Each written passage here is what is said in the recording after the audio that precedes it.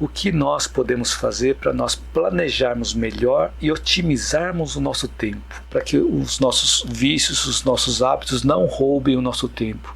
Como que nós podemos planejar melhor e otimizar esse tempo? Bom, nós passamos o dia tão ocupado, mas nós temos a sensação que nós não produzimos nada. Nós ocuparmos o nosso tempo não significa que nós estamos produzindo. Então, a partir de agora, nós podemos parar para refletir se o tempo que nós estamos utilizando, nos ocupando, nós estamos produzindo algo que nos faça cumprir as tarefas que nós tínhamos, ou se nós estamos apenas ocupando o tempo por ocupar, ou seja, jogando o tempo fora, matando o tempo, como alguns dizem. Então, sempre nós teremos tarefas para realizar, elas não terminam. Significa que quando nós terminamos um dia, sempre temos a sensação que não conseguimos fazer tudo o que precisávamos fazer. Então acontece comigo também. E provavelmente deve acontecer com alguns de vocês.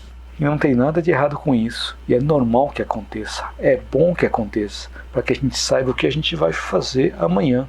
Então o que nós podemos fazer a partir de agora, para evitar que aconteça de nós terminarmos o dia e ficar com essa sensação que não conseguimos fazer as tarefas.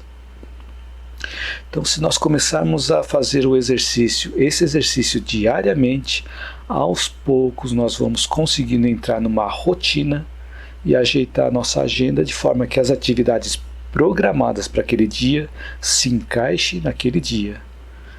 Nas nossas atividades, na nossa agenda, nós devemos deixar também algumas folgas, alguns espaços. Não podemos esquecer disso. Então eu falei que quando nós estamos montando uma agenda, uma atividade para fazer, é importante que nós deixemos alguns espaços, algumas folgas de alguns imprevistos. Por exemplo, há muito tempo atrás, quando eu era estagiário de engenharia elétrica em uma empresa de telecomunicações, eu atuei numa área chamada área de confiabilidade de componentes. Olha que faz muito tempo, hein? Uma das atividades que eu realizava era fazer testes em componentes eletrônicos para verificar a confiabilidade desses componentes. Então eu submetia esses componentes eletrônicos aos limites especificados na documentação desses componentes. Então vou dar um exemplo simples.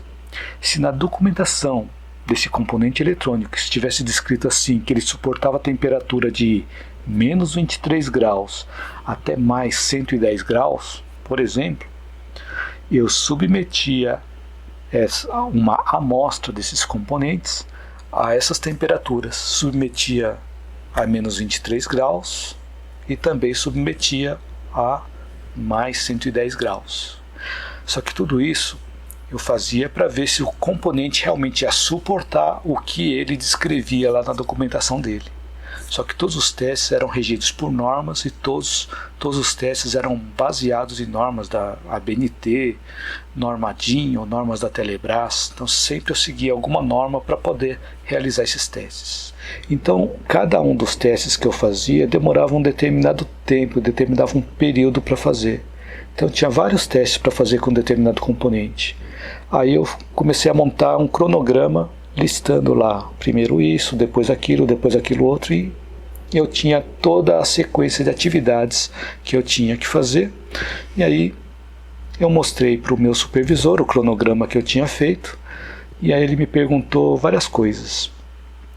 Ele me perguntou assim: o tempo que você vai demorar para numerar ou para etiquetar esses componentes está nesse cronograma? Aí deu aquela tela azul. Pã! Não tá. E aí ele fez outra pergunta: o tempo que você vai usar para medir esses componentes antes do teste e o tempo que você vai usar também para medir esses componentes depois do teste estão incluídos nesse cronograma? Outra tela azul. Pã! Também não tá. O tempo que você vai demorar para ir comprar o gelo seco, para preparar o ambiente, tá nesse cronograma? Outra tela azul. Pã! Também não tá. Então aí foi um ponto importantíssimo que ele me ensinou a colocar todas as outras coisas que não estavam especificamente ligadas à atividade principal, mas eram atividades secundárias que eram necessárias para que a atividade principal fosse realizada. Então tinha que colocar tudo no cronograma. Então por isso que eu comentei, quando nós formos fazer uma agenda, deixemos alguns espaços para alguns imprevistos que possam acontecer. Então esse é apenas um exemplo, mas no nosso dia a dia podemos colocar várias atividades, mas de tempos em tempos nós precisamos incluir, por exemplo, a higiene pessoal, intervalos para o café, tempo para ver mensagens, tempo para ver e-mails, tempo de deslocamento de um lugar para o outro. Por exemplo, se nós vamos fazer uma coisa simples, vamos fazer uma compra no supermercado. Vamos imaginar que nós nos organizamos e fizemos a lista do supermercado. E estimamos que nós vamos passar 1 hora no supermercado. Então nós não vamos colocar 1 hora na nossa agenda. Nós precisamos acrescentar o tempo de deslocamento até lá, e o tempo de deslocamento de volta, e mais o tempo de higienização dos alimentos. Então é importante nós lembrarmos de tudo isso. Mas conforme nós vamos realizando as nossas atividades, vamos colocando na agenda, nós vamos aprendendo o que faltou e vamos acrescentando no dia seguinte, vamos melhorando da próxima vez.